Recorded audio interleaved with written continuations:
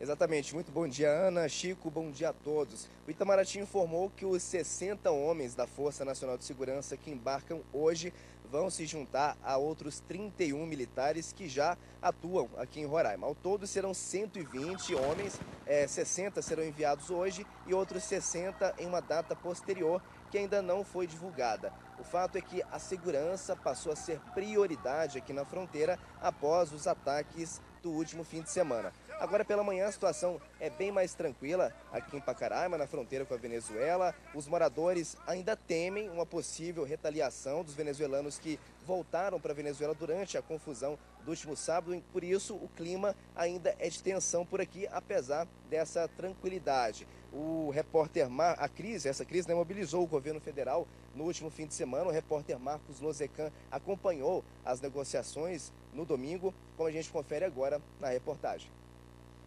Nesse domingo, em Pacaraima, no extremo norte do estado de Roraima, o posto de triagem e atendimento aos estrangeiros atendeu cerca de 500 venezuelanos que entraram no Brasil. Alguns são parte dos 1.200 que tinham sido obrigados a voltar para a Venezuela por causa do conflito de sábado.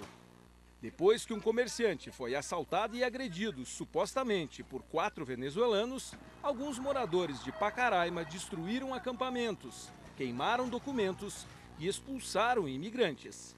Com isso, aumentou ainda mais a fuga para outros vizinhos da Venezuela. Na fronteira com a Colômbia e também o Equador, muitos venezuelanos esperam pela permissão para passar. A ONU calcula que desde junho, 2.300.000 pessoas deixaram a Venezuela rumo à Colômbia, Equador, Peru e Brasil. Em Brasília, o conflito fez acender o sinal amarelo. Uma reunião com ministros foi convocada pelo presidente Michel Temer para discutir a crise e avaliar as medidas que já foram e que ainda podem ser tomadas pelo governo federal na fronteira com a Venezuela.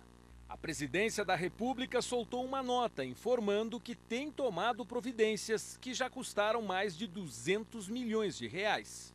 Controle e triagem de fronteiras, transporte para outros estados, atendimento humanitário, envio de 36 voluntários da área da saúde e aumento do contingente da Força Nacional.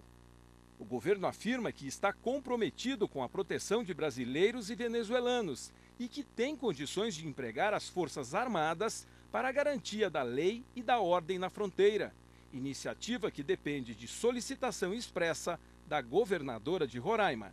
O governo federal adotou 2 linhas de ação. Em primeiro lugar, ampliar a assistência social a Roraima e os migrantes. Em segundo lugar, visando garantir a segurança de todos aqueles que moram e que vivem no estado de Roraima, nós estamos disponibilizando 120 homens e mulheres da Força Nacional de Segurança. A Ordem dos Advogados do Brasil se manifestou sobre a situação na fronteira. Estamos diante de uma crise que ela é humanitária, sem dúvida nenhuma. Precisamos ter solidariedade federativa no Brasil, mas temos que ter a responsabilidade de não vermos esta situação no estado de Roraima agravada, inclusive, com conflito social entre brasileiros e venezuelanos. Caracas e Brasília estão em contato permanente. O governo da Venezuela pediu às autoridades brasileiras que garantam a integridade das famílias venezuelanas.